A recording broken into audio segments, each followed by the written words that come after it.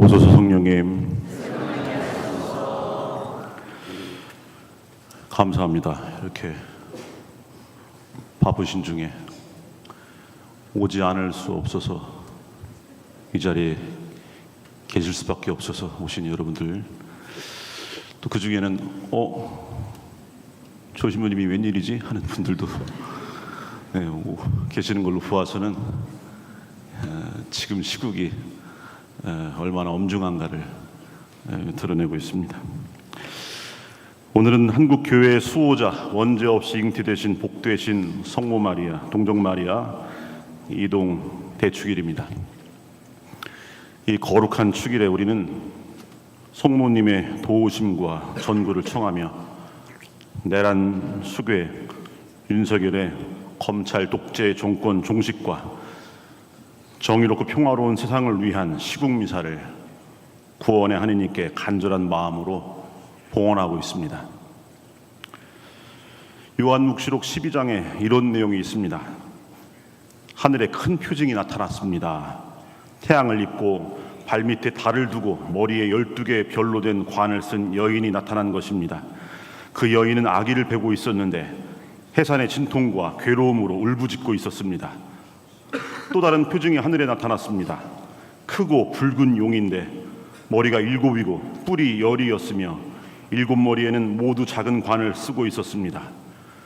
그 용은 여인이 해산하기만 하면 아이를 삼켜버리려고 이제 막 해산하려는 그 여인 앞에 지켜 서 있었습니다. 이윽고 여인이 아들을 낳았습니다. 그 산의 아이는 쇠지팡이로 모든 민족들을 다스릴 분입니다. 그런데 여인의 아이가 하느님께로 그분의 어좌로 들어 올려졌습니다. 그때 하늘에서 전쟁이 벌어졌습니다. 미카엘과 그의 천사들이 용과 싸운 것입니다. 용과 그의 부하들도 맞서 싸웠지만 당해내지 못하여 하늘에는 더 이상 그들을 위한 자리가 없었습니다. 그리하여 그 큰 용, 그 옛날의 뱀, 악마라고도 하고 사탄이라고도 하는 자, 온 세계를 속이던 그 자가 떨어졌습니다. 그가 땅으로 떨어졌습니다. 그의 부하들도 그와 함께 떨어졌습니다. 용은 자기가 땅으로 떨어진 것을 알고 그 산의 아이를 낳은 여인을 쫓아갔습니다. 그 뱀은 여인의 뒤에다 강물 같은 물을 입에서 뿜어내어 여인을 휩쓸어 버리려고 하였습니다. 그러나 땅이 여인을 도왔습니다. 땅은 입을 열어 용이 입에서 뿜어낸 강물을 마셔버렸습니다. 그러자 용은 여인 때문에 분개하여 여인의 나머지 후손들, 곧 하느님의 계명을 지키며 예수님의 증언을 간직하고 있는 이들과 싸우려고 그곳을 떠나갔습니다. 그리고 용은 바닷가 모래 위에 자리를 잡았습니다.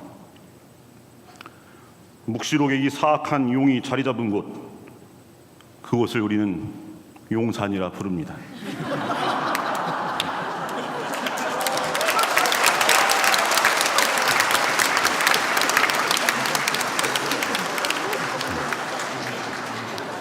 그런데 이 용이란 표현도 가당치 않은 용산의 이무기, 그 옛날의 뱀, 악마라고도 하고 사탄이라고도 하는 자, 온 세계를 속이던 그 자가 지난 12월 3일 밤에 뭐라고 표현할까 고민을 많이 했습니다. 사전도 찾아보고 지랄 발광을 하였습니다.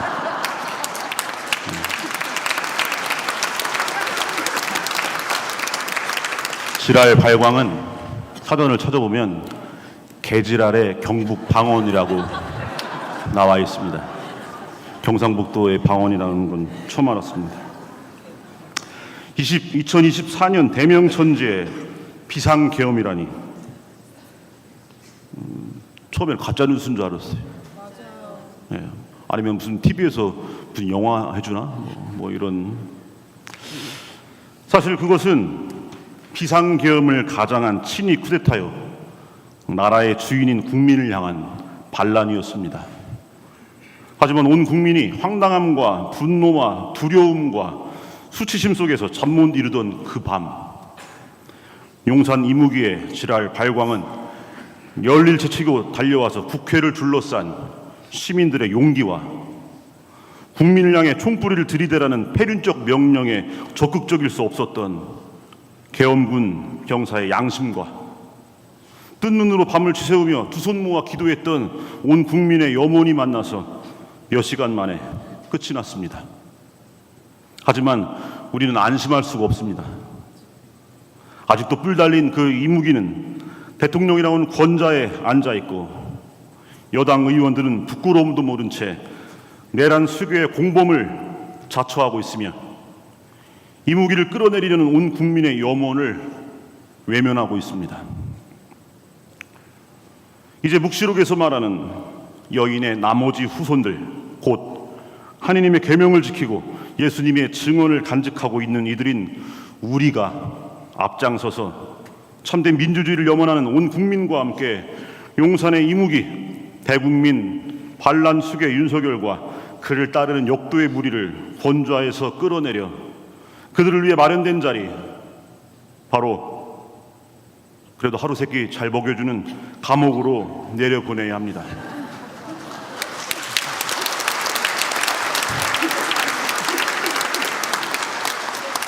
그런데 이 대목에서 생각해 봅니다. 내란 수괴 윤석열과 그 공범들을 처벌한다고 해서 그게 끝일까요? 지지난 정권에서 우리는 비선 실세 국정농단과 대기업 뇌물수수 등의 이유로 박근혜를 탄핵하여 대통령의 자리에서 끌어내렸습니다. 하지만 그럼에도 지금 우리는 전보다 비교조차 할 수 없이 더 처참한 상황에 처해 있습니다.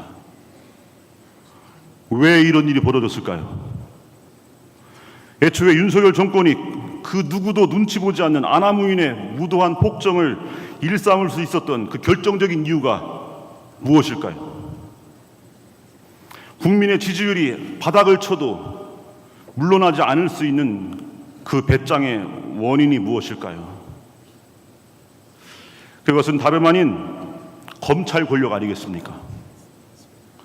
세계적으로 유례를 찾아볼 수 없는 무소불위의 권한을 가진 대한민국 검찰이 이 모든 사태의 원흉이요 만악의 근원이라 할 수 있을 것입니다. 일제 식민 통치의 수족이던 검찰이 해방 이후에는 독재 정권의 빌부터 폭정의 앞잡이가 되었다가 이제는 검찰총장 출신 대통령 윤석열의 등장으로 독재 권력의 주체가 되어 폭정을 일삼고 있습니다. 경찰 독주를 억제한다는 명목으로 검찰에 부여한 기소 독점, 기소 편의주의, 경찰 수사 지휘권, 검사 신문 조서의 증거 능력 인정 등의 법적 장치들이 개혁되지 않고 그대로 고스란히 검찰 독재의 토대가 되어 오늘날 국민을 향해 총을 들이대는 윤석열 검찰 독재 정권이라는 괴물을 탄생시킨 것입니다. 대한민국은 법치국가입니다. 국민의 의사에 따라 국회에서 만든 법률에 의해 다스려지는 나라입니다. 법치국가에서는 법률에 따르지 않고서는 권력자가 국민의 자유나 권리를 제한하거나 의무를 지울 수 없습니다. 따라서 법치국가에서의 법은 힘없고 가난한 이들이 믿고 의지할 수 있는 마지막 보루가 됩니다. 그러나 법치국가 대한민국의 현실은 그렇지 못합니다. 아무리 훌륭한 법이 있어도 그 법을 사적 이해관계에 따라서 떡주무르시 하는 법기술자 검찰이 존재하는 한 법은 더 이상 믿고 의지할 수 있는 법이 아닌 악법으로 변질됩니다. 아무리 큰 잘못을 해도 검찰이 수사와 기소를 하지 않으면 그 사람은 처벌받지 않습니다. 아무리 잘못이 없어도 검찰이 무리한 수사와 증거 조작, 가족에 대한 협박과 수십 수백 번의 압수수색, 구속영장과 기소 남발을 해대면 그 사람은 감옥에 가거나 아니면 스스로 삶을 포기할 수밖에 없습니다. 국기를 물랑케 하고 국정을 농단하며 민생을 파탄시키고 헌법을 유린하면서 친위 쿠데타에 나라까지 팔아먹어도 검찰만 도와준다면 처벌받기는커녕 자신은 물론이고 자손 대대로 호의호식하며 잘 살 수 있습니다. 이렇게 법치국가 대한민국, 이 대한민국에서의 검찰은 지금껏 무소불위의 실질적 권력 집단으로 군림해 온 것입니다. 법, 이 법이라는 한자는 물숫자와 갈것자로 이루어진 말입니다. 그런데 본래는 이 물숫자와 갈것자 사이에 해태치자가 하나 더 들어있었습니다. 해태란 시비와 선악을 가리고 심판한다는 상상 속의 동물을 말합니다. 다시 말해서 법이란 말 안에는 해태가 죄인을 물에 빠뜨려 벌하듯이 사람의 죄를 심판하고 처벌한다는 의미가 내포되어 있습니다. 지금은 해태치자가 빠져서 한자로 쓰기에는 편리해졌지만 한편으로는 간략해진 이 법법자가 악인을 심판하기는커녕 오히려 악인의 도구로 전락해버린 오늘날 대한민국 법치의 그 부실한 현실을 보여주는 것 같아 마음이 씁쓸합니다. 그러고 보면 법에서 중요한 것은 처벌이 아닌가 생각합니다. 법은 상을 주기 위해 존재하는 것이 아니라 처벌을 위해서 존재한다고도 볼 수 있습니다. 왜냐하면 법은 최대가 아니라 최소를 규정하는 장치이기 때문입니다. 이웃 사랑이 충만한 사람에게 사람을 죽이지 말라 혹은 도둑질하지 말라라는 법은 별 의미가 없습니다. 이처럼 삶의 최대치를 지향하는 사람을 우리는 법 없이도 사는 사람이라고 말합니다. 하지만 세상에는 법 없이도 사는 사람만 있는 것이 아닙니다.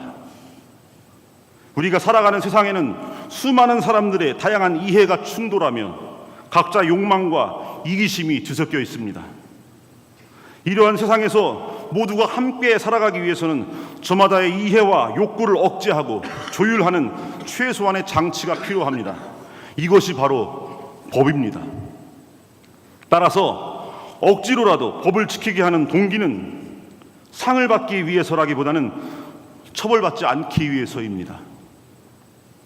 이것이 바로 검찰과 사법의 기능이요 주요한 존재 이유입니다. 검찰의 기소와 판사의 재판은 죄 지은 사람을 처벌하고 죄 없는 사람을 보호하는 기능을 바르게 수행함으로써 사람들이 자신만의 욕망과 이기심을 내세우지 않고 모두가 함께 살아가는 공동선에 발맞출 수 있게 만들어줍니다. 아무리 힘이 있고 가진 것이 많아도 죄를 지으면 마땅히 그에 합당한 처벌을 받는 세상이라면,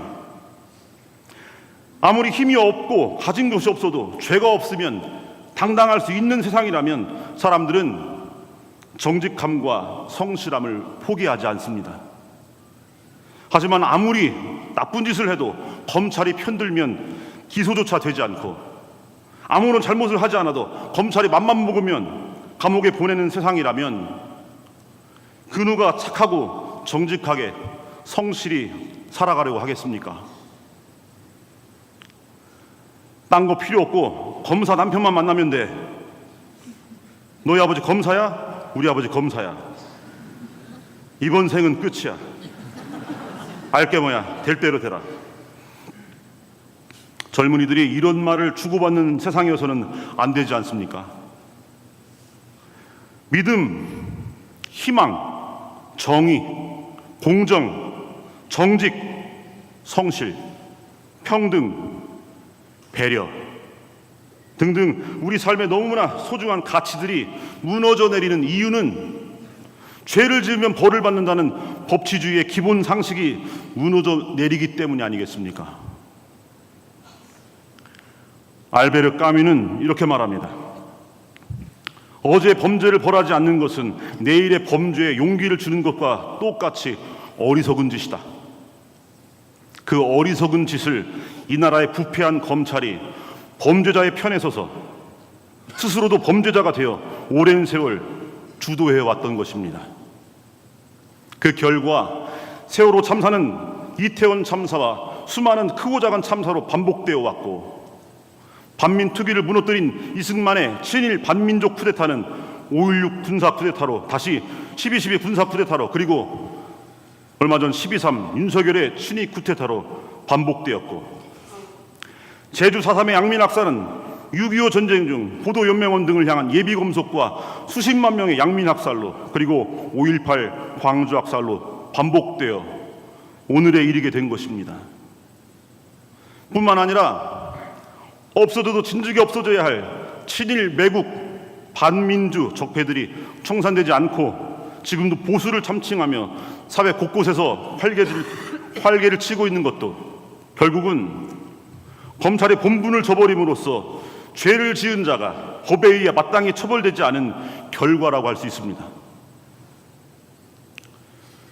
검사가 처음 임용될 때 다음과 같은 선서를 한다고 합니다. 검사의 선서문입니다. 나는 이 순간 국가와 국민의 부름을 받고 영광스러운 대한민국 검사의 직에 나섭니다. 공익의 대표자로서, 공익의 대표자로서 정의와 인권을 바로 세우고 범죄로부터 내 이웃과 공동체를 지키라는 막중한 사명을 부여받은 것입니다. 나는 불의의 어둠을 걷어내는 용기 있는 검사, 힘없고 소외된 사람들을 돌보는 따뜻한 검사, 오로지 진실만을 따라가는 공평한 검사, 스스로에게 더 엄격한 바른 검사로서 처음부터 끝까지 혼신의 힘을 다해 국민을 섬기고 국가에 봉사할 것을 나의 명예를 걸고 굳게 다짐합니다. 이렇습니다. 이 선서문 그대로 일하는 것은 바라지도 않습니다. 그저 그냥 법대로만 해달라고요.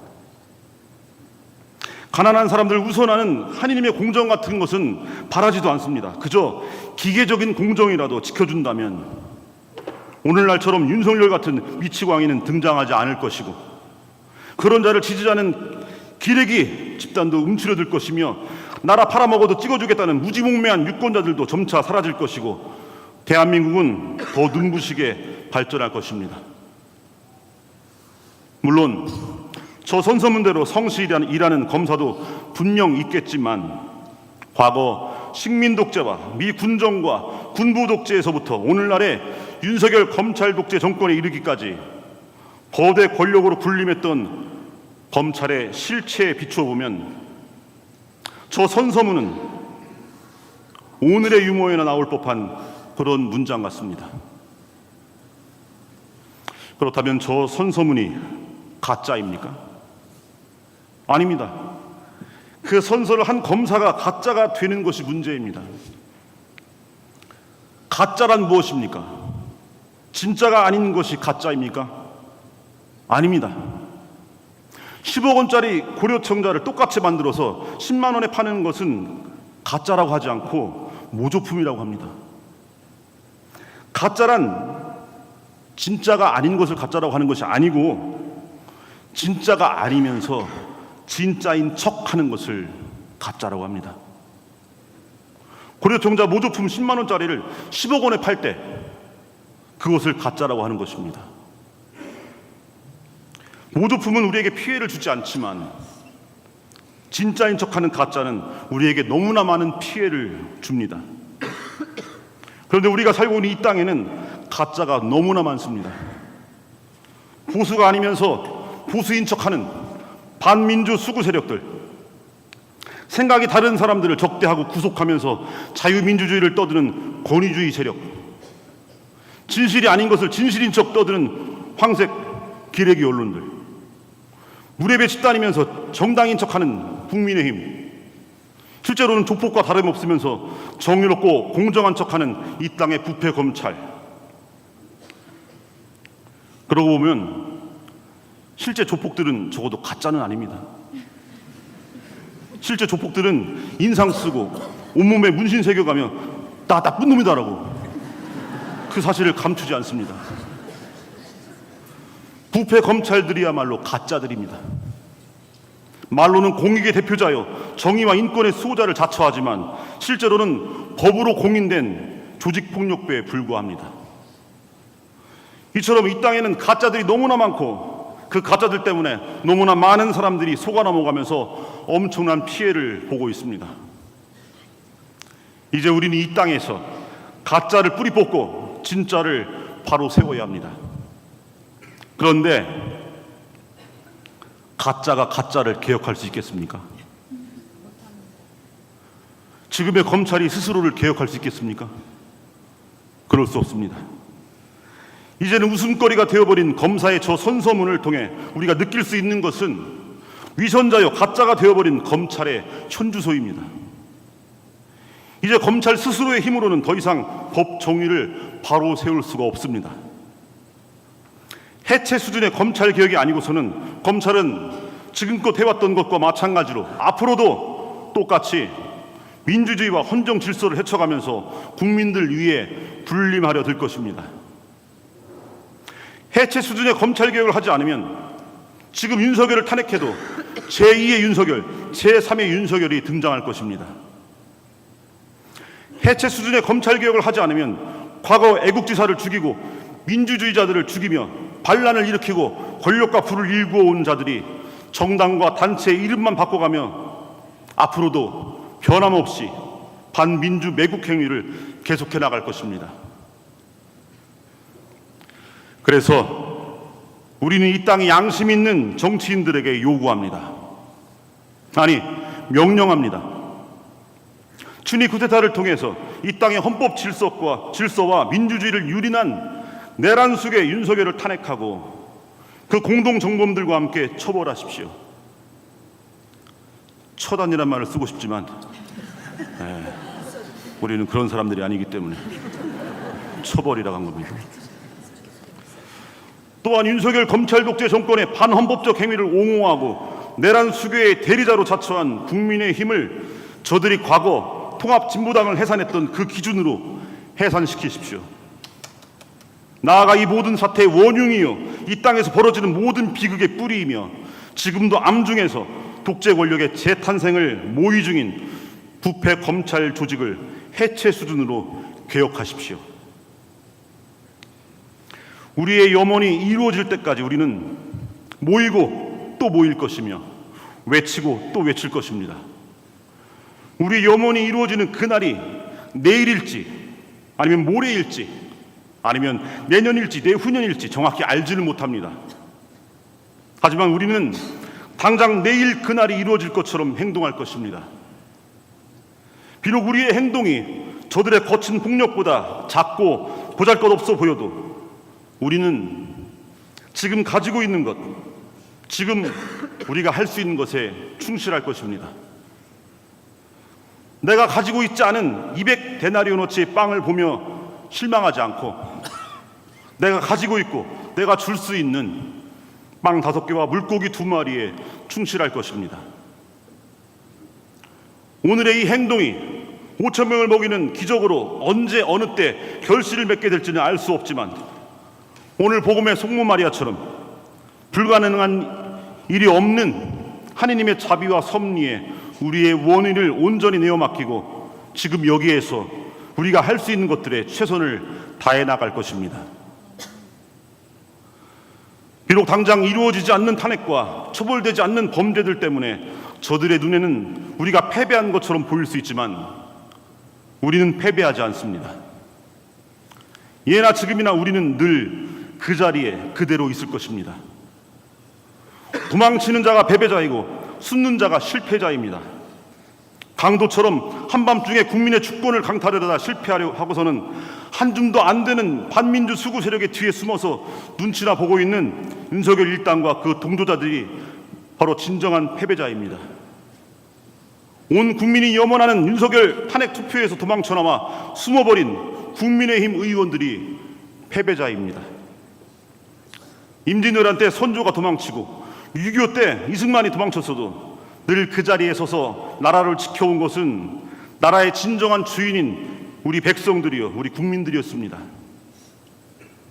비상계엄 치하에서 감금과 폭행, 물고문과 정기고문에도 굴하지 않고 꿋꿋이 자리를 지키며 민주주의의 자존심을 지켜낸 것은 우리 선배들이었습니다.